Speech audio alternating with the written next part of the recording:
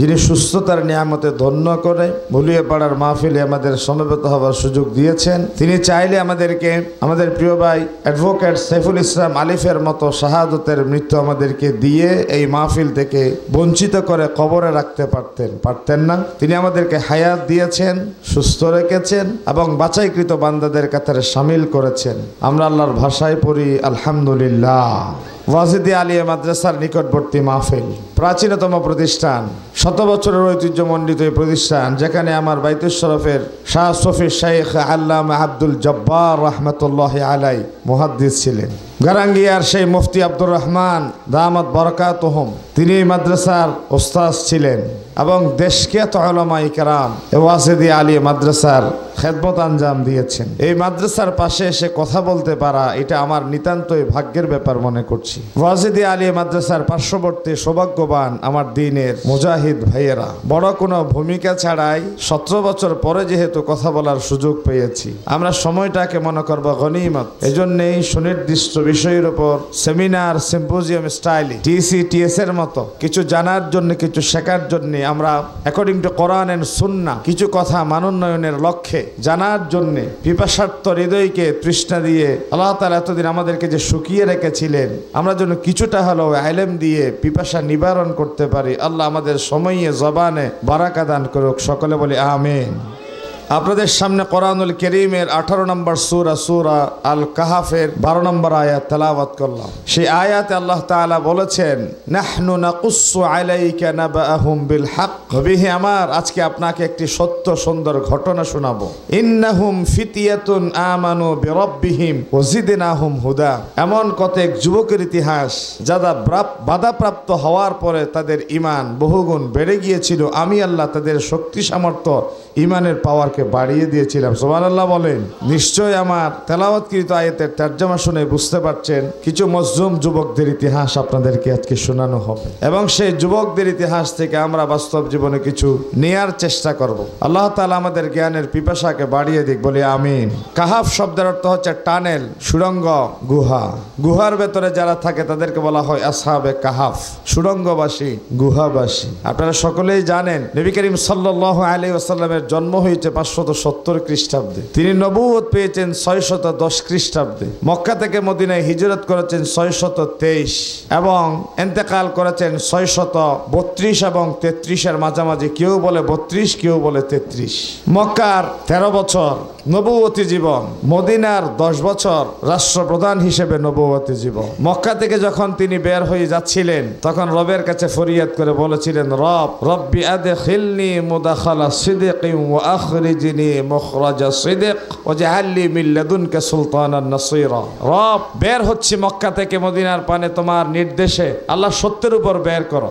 আল্লাহ আবার তোমার নির্দেশ যখন পাবো মদিনা থেকে মক্কার দিকে রওনা দিব, সেদিনে সত্যের উপর নিয়ে আসিও। তবে আজকের মতো খালি হাতে নয়, সেদিন যেন আমাদের মাথার উপর থাকে সুলতানে নাসির। সুবহানাল্লাহ বলবেন না? মুফাসসিরিনে কেরামরা কলম ধরলেন, হোয়াট ইজ সুলতানে নাসির। অধিকাংশ মুফাসসিরিনে কেরামরা বলেছেন সুলতানে নাসির মানে রাষ্ট্রীয় ক্ষমতা। আল্লাহ মক্কায় 13 বছর ছিলাম, শরীয়তের কোনো হুকুম হাকাম কায়েম করতে পারি নাই, বাস্তবায়ন করতে পারি নাই। আব্দুল্লাহর পুত্র মুহাম্মদ থেকে নবী মুহাম্মদে পরিবর্তন হলাম, কিন্তু এই দেশটাকে, এই রাষ্ট্রটাকে কোরআনের রাজে, কোরআনের রঙে রঙিন করতে পারলাম না। আল্লাহ, এই খালি হাতে যে মুহাম্মদ যাচ্ছি, আসার সময় মেহেরবানি করে খালি হাতে নিয়ে আসিও না, তুমি আমাদের মাথার উপর দিও রাষ্ট্রীয় ক্ষমতা। একটু বলেন না আমিন। 1500 বছর আগের রাষ্ট্রীয় ক্ষমতা আজকে আমিন বলালাম এই জন্যে যেন করে আগামীর দিন, আগামীর রাজ কোরআনের রাজ আল্লাহ তাআলা বানিয়ে দেয়। বলে আমিন। রাসূলুল্লাহ দোয়া করেছেন। জুমলাই মুতারিজা, যারা বলে ইসলামের রাজনীতি নাই, তাদের জন্য সংক্ষিপ্ত নোট।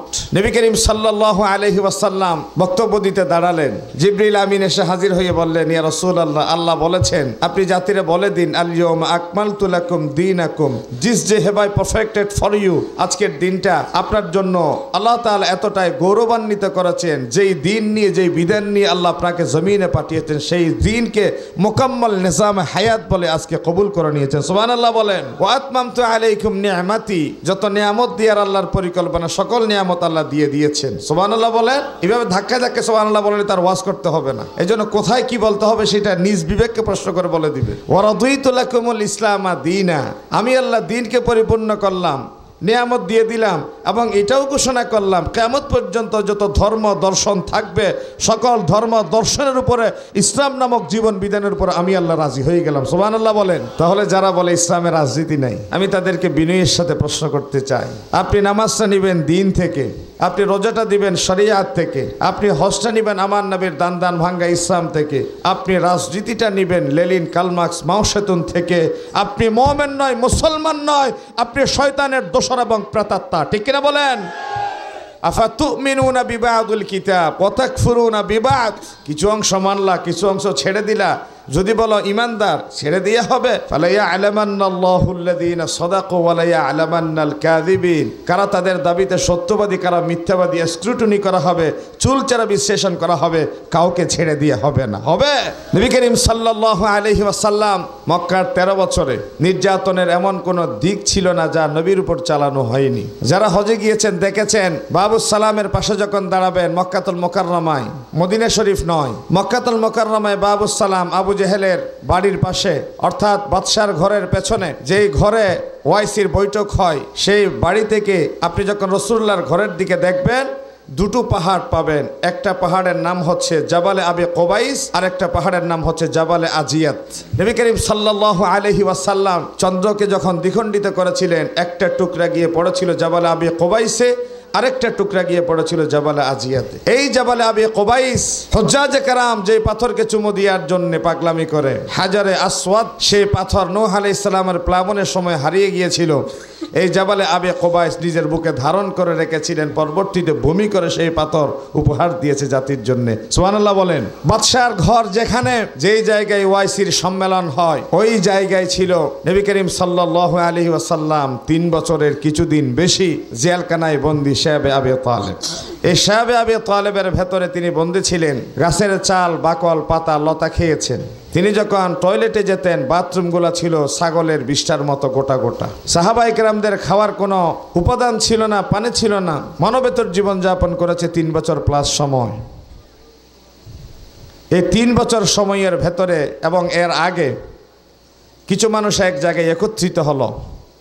আবু জেহাল, আবু লাহাব, উতবা, শাইবা, নজর ইবনে হারেস, উকবা ইবনে আবি মুআইত, এই 6 জন মানুষ এক জায়গায় একত্রিত হয়ে বৈঠকে বলে, মুহাম্মদ বলি সাল্লাল্লাহু আলাইহি ওয়াসাল্লাম, যার বাবার নাম আব্দুল্লাহ, যার মায়ের নাম আমেনা, যে মুহাম্মদ শৈশব কৈশোর যৌবন আমাদের ভেতরে কাটিয়েছেন, 40টা বসন্ত পর্যন্ত তাকে আমরা বললাম আল আমিন, এই মানুষটা রাতারাতি কোরআন নিয়ে এসে আমাদের কাছে হয়ে গেলেন পাগল গণক জাদুকর, ঠিক না?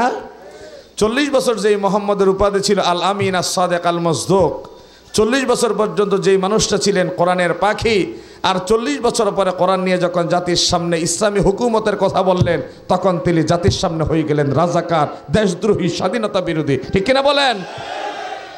কোরআন ছাড়া পীরের গদি নিয়ে আসেন, ফুলের মালা দেওয়া হবে, বিরিয়ানি সামনে খাওয়ানো হবে। যখন কোরআন নিয়ে ইসলামী হুকুমত কায়েমের কথা বলা হবে, আপনাকে ইউসুফ আলাইহিস সালামের মতো চারিত্রিক অপবাদ দেওয়া হবে, মুহাম্মদুর রাসূলুল্লাহ সাল্লাল্লাহু আলাইহি ওয়াসাল্লামের মতো শাবে আবু তালিবের জেলখানায় ঢুকিয়ে দেওয়া হবে, ঠিক কিনা বলেন? আল্লাহু আকবার। হুশিয়ার সাবধান, ইসলামের শত্রুরা। মুহাম্মদুর রাসূলুল্লাহ সাল্লাল্লাহু আলাইহি ওয়াসাল্লাম 13 বছর নিদারুণ যন্ত্রণার ভেতরে তিনি তাদের প্রাপ্ত উপাধি হারিয়ে ফেললেন এবং তারা নতুন করে বাকি 3টা উপাধি দেয়, মোহাম্মদ পাগল, মোহাম্মদ গণক, মোহাম্মদ জাদুকর। এর আগে 3টা উপাধি ছিল, মোহাম্মদ সত্যবাদী, মোহাম্মদ বিশ্বস্ত, মোহাম্মদ আল আমিন। সুবহানাল্লাহ বলেন। তাহলে কোরআনুল কারীম নাজিল হওয়ার আগ পর্যন্ত তিনি সবচেয়ে সত্যবাদী, কোরআনুল কারীম নাজিল হওয়ার পরে সত্যবাদী মুহাম্মদকে গণকে মুহাম্মদে পরিণত করে দিল। আজকের জমিনে যাদের হাতে কোরআন আছে তাদেরকে যদি রাষ্ট্রীয় সম্মাননা দেওয়া হয় তাহলে ধরে নিয়ে হবে মুহাম্মদুর রাসূলুল্লাহর কোরআনের আবেদন তাদের কাছে নাই, তাদের কাছে আছে গদি টেকাবার কোরআন, ঘর বন্ধ করার, জারফুক করার কোরআন, ঠিক কিনা? রাষ্ট্র পরিচালনার কোরআন তাদের হাতে নাই। ডক্টর তাহেরুল কাদেরী সুন্নিয়তের বড় ইমাম দাবি করা হয় যাকে, একটা রাষ্ট্র থেকে আরেকটা রাষ্ট্রে তিনি সফরে যাবেন, বিমান একটু ডিলে করা হলো, মসজিদে বিশ্রাম নিচ্ছেন, একটা কোরআন পড়ার জন্য হাত দিলেন। তিনি বললেন, কোরআনুল কারীম আমার সাথে কথা বলা শুরু করল। কোরআন আমাকে কথা বলে বলে আমি বড় মজলুম, আমি বড় অসহায়। আমি তারে প্রশ্ন করলাম, কোরআন কেমনে তুমি অসহায়? তোমাকে মানুষ থাকের উপর রাখে, মাছাঙের উপর রাখে, তোমাকে মানুষ তেলাওয়াতের জন্য হাতে নিলে পরে মুখে চুমো দে, মাথায় লাগাই, সিনায় লাগাই। তোমার কোরআনের আয়াত লিখে তাবিজ বানিয়ে গলায় ঝুলাই, পেট ব্যথা মাথা ব্যথা ভালো হওয়ার জন্য কোরআন থেকে সূরা পড়ে মানুষ পানি গিলে খায়। যে কোনো প্রোগ্রামের শুরুতে কোরআনুল কারীম থেকে তেলাওয়াত করে প্রোগ্রাম শুরু করা হয়, আর তুমি বলছো তুমি কোরআন বড় মজলুম। কোরআনুল কারীম বলছেন, ताक़ों में सजाया जाता हूँ, आँखों से लगाया जाता हूँ, तावीज़ बनाया जाता हूँ, दूधों के पिलाया जाता हूँ।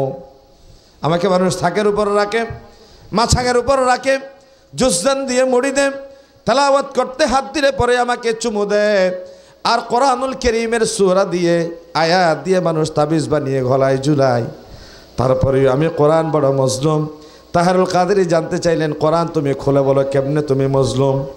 কোরআনুল কারীম জর্জর করে বলে চোখের পানি ছেড়ে দিয়ে জবাব দিচ্ছে, সারা পৃথিবীতে 220টি রাষ্ট্রের ভেতরে 57টির অধিক মুসলিম রাষ্ট্র আছে।